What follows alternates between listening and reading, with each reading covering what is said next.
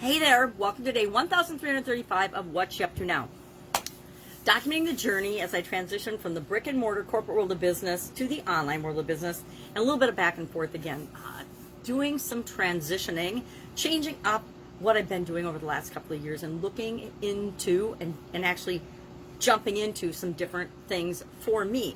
And doing a lot of coaching and consulting, and we're tweaking that and deciding exactly how we want to show up in the world, how we want to create and make a positive difference in the world. It's easy for people to hop in and hop out there and make a negative difference in the world. There's a whole lot of that going on. But my purpose and intent is to make the world a better place. And I'm absolutely positively passionate about making sure that I do that. It's easy to just go with the flow of what's going on. And that's great if the flow of what's going on is good and positive and right and true and on the side of good in your neck of the woods or in your environment. But if it's not, it's also really easy to get sucked into the negative, ain't it awful,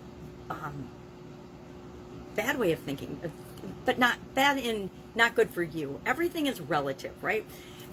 Reality is relative. I talk to people about this sometimes, and they're like, what are you talking about? Reality is reality. Facts are facts. And it's absolutely not true. Our reality is our unique perspective and way of looking at the world. My reality is different than your reality. It's different than your moms, your dads, your sisters, your brothers, your aunts, your uncles, your cousins, your friends. It's different for the people that you work with, the people you interact with. It's different for your neighbor. Reality is our interpretation of events based on our past experiences and filtered with our current beliefs, right? Now, our beliefs change over time. If we decide to change our beliefs over time, our beliefs are formed in some very precarious ways, some ways that we don't intend. And so that's again a topic for another day. But today I'm thinking about and working on some changes coming up down the road. Now, the next Get Up and Go challenge, I have not done anything. I haven't changed my graphics, I haven't done anything for the next one, but it starts October 1st. It's going to be the whole month of October, and we are going to make changes and challenges as automatic as breathing. Now, you might say, well, change and challenges are as automatic as breathing. They happen all the time.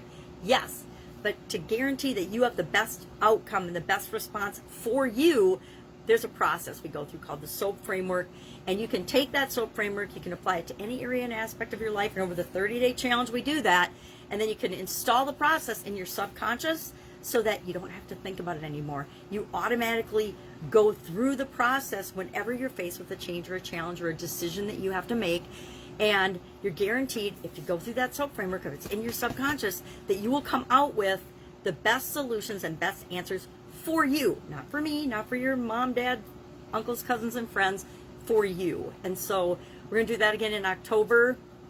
I already committed to doing that. And then November, I did No Nonsense November last year, and I think it was really cool, but I might do something totally different in November. So I'm thinking and working on that this weekend, along with taking down trees. We had a bad storm a week ago yesterday, and we're still taking down trees. We've got 3 of them down on, I think, Wednesday it was, and they're piled up in the roadway waiting to be taken away by the city. And then we've got, I think, 3 more trees we're taking out today and cutting up and probably using for firewood because they're cedar, and cedar makes great firewood. It crackles and burns and smells really good. So we'll see what we do with that. So also working on the Get Up and Go challenge, hanging out with my amazing granddaughter so everybody else can cut and carry wood, because I don't really need to cut and carry wood these days. And still doing some of the other things that I've been doing and will continue to do because they are important to me. Like, for example, the annual challenge. This year we're doing one thing every day that centers us. And today I really liked it. It was about making a difference. And we get to decide how we're going to make a difference in our life and other people's lives every single day. We get to decide that. Some days maybe we don't make a difference in anybody's life, but we take better care of ourselves, and that makes a difference in the world. And whenever we're doing anything for ourselves, that positively impacts the world. Unless you're just doing selfish things that you don't care about and you impact other people negatively. But probably not listening to me if you're that type of a person. So we get to decide every day what kind of a difference we're going to make. And today is about making a difference to another person. So what person do we make a difference for today? Now, I guarantee I'm going to make a difference in my little baby granddaughter's life today, because I'm going to hang out with her, and we're going to have fun, and we're going to play, and she's starting to pull herself up so she can learn to walk, which she's too young for that, but but I guess she's going to go for walking as soon as she possibly can, which I suppose because she's around adults all the time, she sees us vertical, and so she wants to be vertical as well. So that is our annual challenge. Next year's annual challenge, again, I am playing with an idea and I'm practicing it every day right now to see how I can use that and implement that into an annual challenge. Now, it's not going to be based on one of these awesome little journal books. The last 3 and this year have been based on them because I would go up to the cabin every summer, and fortunately for me, the Christmas point store would carry another one of these journals, and I'd be like, oh, that's perfect for next year's challenge. The summer before, I would buy it and I would think about it and I'd be, okay, well, how does that fit into next year's challenge? Now, after 2020, I don't know about you, but I needed some more centering in 2021, and I wanted to get to know myself better and figure out how does all the craziness that's going on out in the world, how do I get that to not impact me in a negative way? Because a lot of people are letting it impact them in a negative way, and I'm like, nope, shutting down, putting up a wall and saying, this nonsense is not going to impact me. How am I going to make that happen? And one way to do that is to get to know myself better and understand myself better and what's important to me. What are my priorities? What are your priorities? What's important to you? You have to know that, because when you know that, when you're centered and confident in knowing yourself, it's easy to say yes to the right things for you and no to the wrong things for you. It becomes easy and kind of a no-brainer. It helps. It's kind of like our guiding compass. Our compass is within us in terms of what's right for us and what's not right for us. And we have to be careful of our environment and what we listen to and what we let into our brain, our life, our ears, our senses, because it does have an impact on us. It does wear away at us. Our idiom for Supersize Your Business today was go in one ear and out the other, which has been around since the Roman times. In 1385, Chaucer used it in one of his poems, and then it's been used ever since. I don't know how many times my parents said to me, did that just go in one ear and out the other? Did you even hear what I said? And I'm like, okay, yeah, no, I got sidetracked. I was one of those ADHD kids before there was such a thing as ADHD. So I would get sidetracked often. I mean, if I went out to get something outside, it might be an hour and a half later or 2 hours later when I came back because I got distracted outside by nature or the horses or something. And so you got to be careful what you ask me to do. I'm a little more focused nowadays. So our idiom today was that, and we talked about 9 different ways that I think the number one most important leadership skill you can exhibit nowadays, and probably for a long time, is listening effectiveness. And we talked about 9 ways to improve your listening effectiveness so that you can make sure you're having better communication. And what does that do? It helps you to grow and supersize your business. It helps you have better relationships with anybody in any area and aspect of your life, but it especially helps you in growing and building and creating the type of business that you want to create. And those are the type of people I work with in Supersize Your Business. So those are 2 things I'm working on. Get Up and Go Challenge. Also, a couple other pretty cool projects that I'm getting very excited about to sneak out and leak out. But I need to put a couple more pieces and a couple more players and a couple more things in place before I share those. That's why it might be November, might be October, might be November before those come out. But irregardless of what else I'm doing, I'll continue to do the challenges that I do. I'll continue to share and supersize your business. I don't know if I'll keep doing idioms, but for right now, I like doing idioms. They're like impromptu.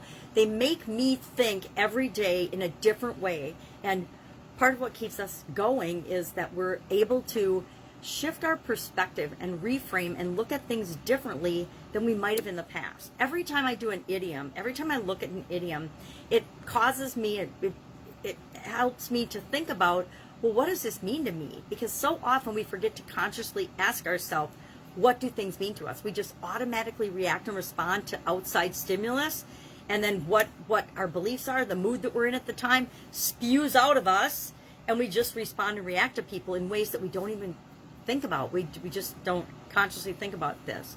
And it happens often in the workplace and in our businesses, but it really, really happens in our families and with our close relationships. And I don't know if you've had that experience, but I've been in family relationships where the person that you're supposed to love the most gets treated the worst. And that's probably one of the worst situations and the worst feelings I've ever had. And the lowest points of my life was being in a relationship like that, where the person I loved unconditionally, well, conditionally apparently, since I'm no longer with that person, treated me like crap, really, really bad. And the person was supposed to love me, and I don't think love is treating the people that you're supposed to love and care about the most, especially our children, unconditionally. I believe that everyone should love their children unconditionally.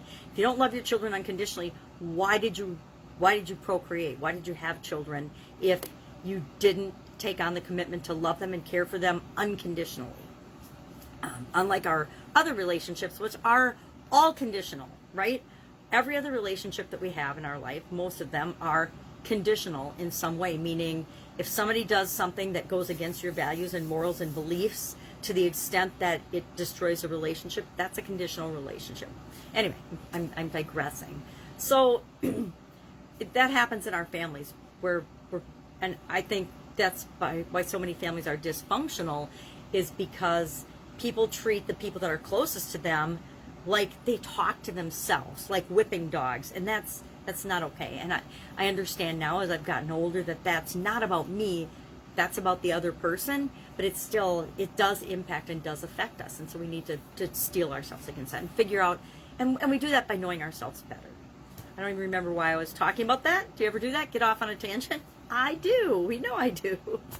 So those are some of the things I'm working on, but lots of family stuff this weekend, as well as want to get the Get Up and Go Challenge graphics and things changed up so that we're ready to go on October 1st. And we'll be ready. We're always ready. Even if I decide the day before I'm going to do a challenge, we're always ready by the next day. We just don't do a lot of upfront sharing of that. And so the people that come, and again, I don't do the disappearing content thing that marketers do, that good marketers do online.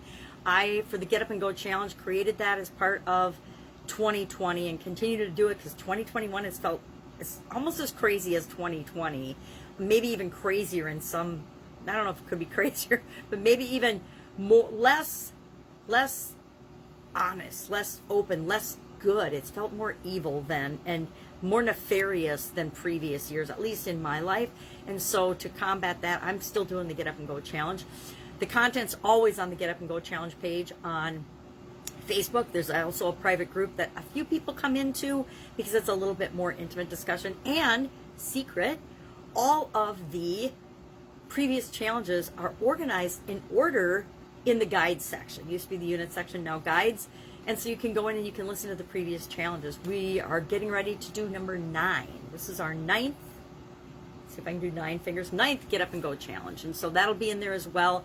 And I believe I'm going to still do it again in December. In December, that'll be number 10. And then after number 10, I'll say, okay, do we really want to do this, or do we want to morph this into and change it into something different?